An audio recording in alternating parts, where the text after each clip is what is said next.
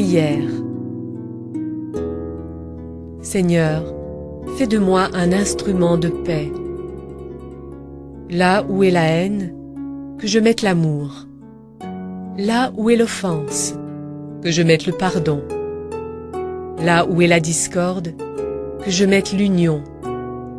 Là où est l'erreur, que je mette la vérité. Là où est le doute, que je mette la foi. Là où est le désespoir, que je mette l'espérance. Là où sont les ténèbres, que je mette la lumière. Là où est la tristesse, que je mette la joie. Ô Seigneur, que je ne cherche pas tant à être consolé qu'à consoler, à être compris qu'à comprendre, à être aimé qu'à aimer. Car c'est en donnant que l'on reçoit, c'est en oubliant que l'on se retrouve soi-même, c'est en pardonnant que l'on obtient le pardon, c'est en mourant que l'on ressuscite à la vie éternelle. Saint François d'Assise. Fondateur italien de l'ordre des franciscains, Saint François favorisait une approche de la religion fondée sur la joie et l'amour de la nature, où tous les êtres vivants sont nos frères et sœurs.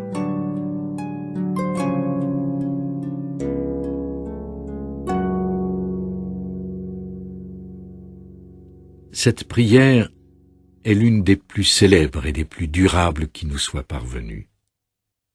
Elle exprime le profond désir de tous les êtres humains d'incarner pleinement cet être spirituel qui habite notre corps matériel. Dans ce texte, saint François décrit ce qui constitue l'essentiel de notre moi supérieur. J'aime beaucoup réciter cette prière. Je suis convaincu qu'en la récitant, nous entrons directement en contact avec saint François, l'un des êtres les plus divinement spirituels à avoir vécu parmi nous.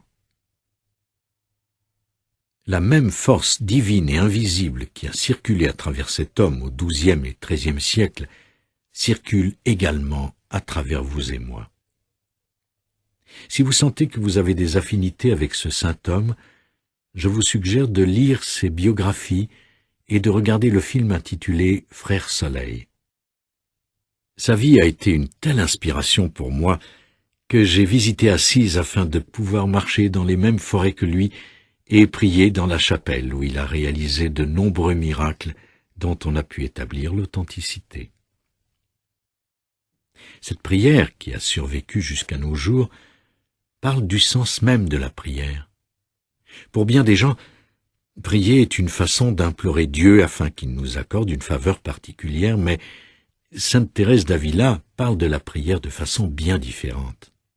Elle nous dit « Ne demandez qu'une seule chose dans vos prières, soit de conformer votre volonté à la volonté divine. » C'est exactement ce dont il est question dans la prière de saint François. Au lieu de rechercher les faveurs d'un être qui nous serait extérieur, cette prière exprime au contraire le souhait de devenir un véhicule pour les désirs de Dieu. Pour la plupart d'entre nous, il s'agit d'un changement radical, mais aussi d'un premier pas vers l'illumination spirituelle.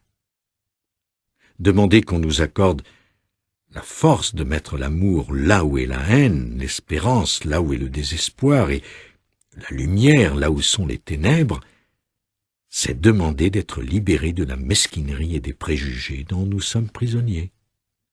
C'est demander d'être l'expression du puissant amour que nous attribuons au Créateur et qui fait intrinsèquement partie de nous. Quand nous savons que nous ne sommes jamais seuls, nous formulons nos prières différemment afin de les adresser à ceux avec quoi nous sommes déjà en contact, l'aspect le plus élevé et sacré de notre propre être. Si Dieu est partout, il n'y a alors pas un seul endroit d'où il est absent, y compris en nous-mêmes. Armés de cette révélation, nous pouvons prier Dieu afin qu'il nous accorde la force morale dont nous avons besoin. Au lieu de demander d'être protégés du danger, nous demandons d'avoir la force d'être sans peur. Au lieu de demander le soulagement de nos souffrances, nous cherchons à acquérir la capacité de les transcender et de les vaincre. Nous cessons de présupposer que nous savons ce dont nous avons besoin et ce qui pourrait nous aider. La prière de saint François est une façon de s'exercer à mettre en pratique dans notre vie quotidienne le réconfort, la compréhension, le pardon et l'action. Nous en sommes tous capables, et il nous arrive d'ailleurs régulièrement de le démontrer. Néanmoins, la plupart du temps, nous demandons aux autres, y compris à cet être que nous croyons distinct de nous-mêmes, appelé Dieu, de nous consoler, de nous comprendre, de nous pardonner et de nous fournir ce dont nous avons besoin. En récitant cette petite prière, nous nous engageons sur la voie d'une véritable croissance spirituelle. Nous laissons notre ego derrière nous en acceptant que cette partie sacrée de nous-mêmes soit une force dominante dans notre vie. J'ai toujours aimé cette histoire du maître qui dit à un jeune avatar particulièrement avancé sur le plan spirituel « Je te donnerai une orange si tu es capable de me dire où se trouve Dieu. » Le jeune homme répondit « Je vous donnerai 2 oranges si vous êtes capable de me dire où Dieu n'est pas. » La morale de cette histoire, Dieu est partout. Lorsque vous priez Dieu, vous priez une présence puissante et éternelle qui est une partie de vous-même. Communiez avec cette présence en chassant toute idée de séparation entre elle et vous, puis mettez en pratique les divines paroles de saint François le plus souvent possible en intégrant les idées suivantes. Prenez l'habitude de réciter cette prière tous les jours.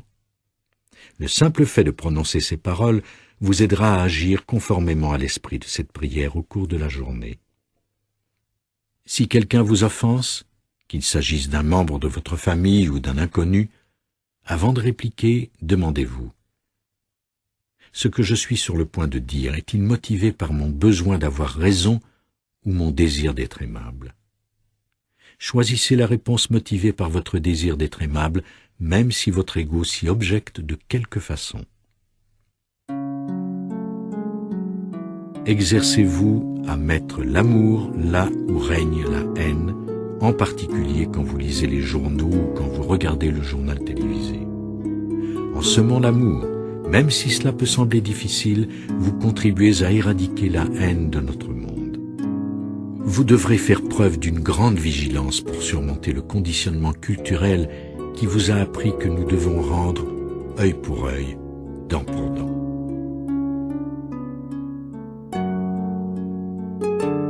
Regardez dans votre cœur et dressez la liste de tous ceux qui vous ont blessé d'une façon ou d'une autre au cours des ans. Semez le pardon là où est la douleur.